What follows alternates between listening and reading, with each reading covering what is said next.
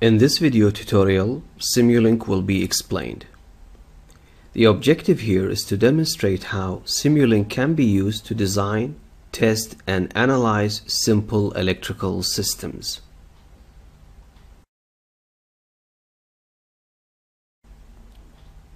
Simulink is a companion program to MatLab, which is used for modeling, simulating, and analyzing dynamic systems.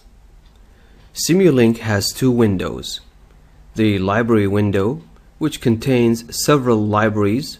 Each library contains blocks. The other window is the workspace window, and in this window the Simulink model is constructed.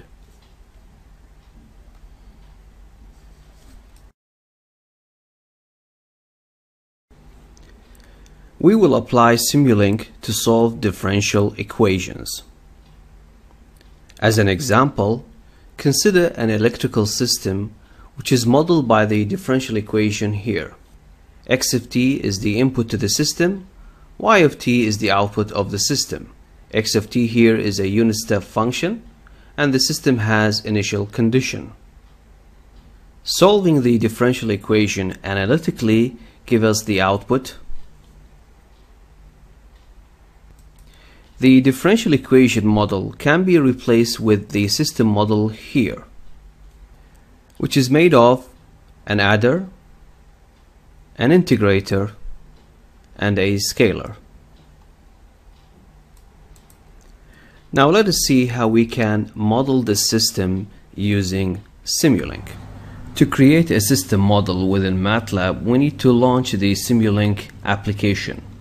So we come here to this icon Simulink, select it, and we get the Simulink library browser. The Simulink browser contains many libraries in different areas of science and engineering. For example, for electrical engineering applications, the communication systems library would be very useful. We also have control systems library and so on. For most general purpose applications, the Simulink library would be used. If we open this library, we can see we have several sub-libraries. The ones we'll be using in our project would be the commonly used library. We also have the sinks library and the sources library.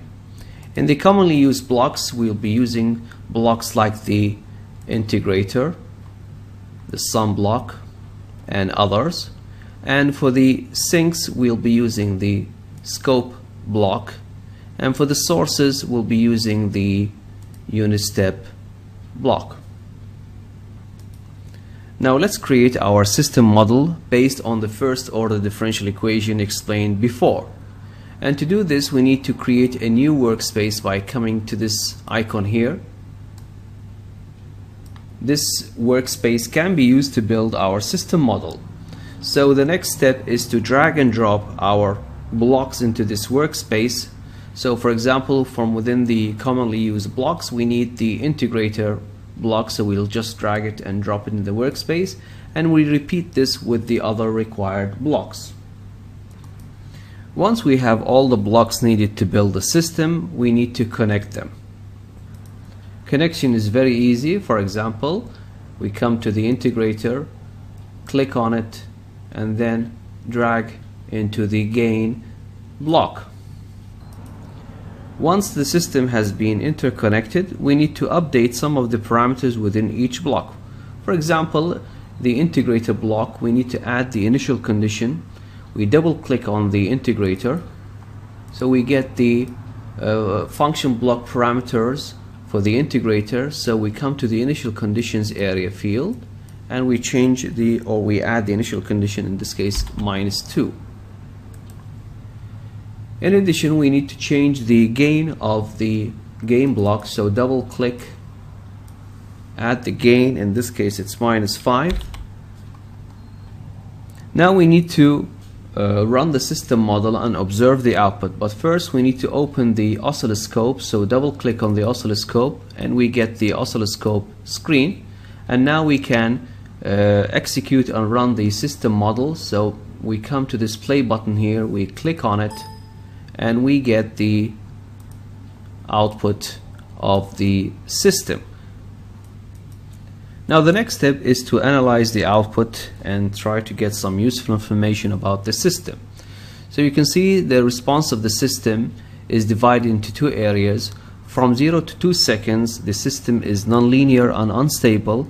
This is called the transient state, while the system from t greater than 2 seconds is linear and stable, and this is called the steady state response of the system. This concludes this video tutorial.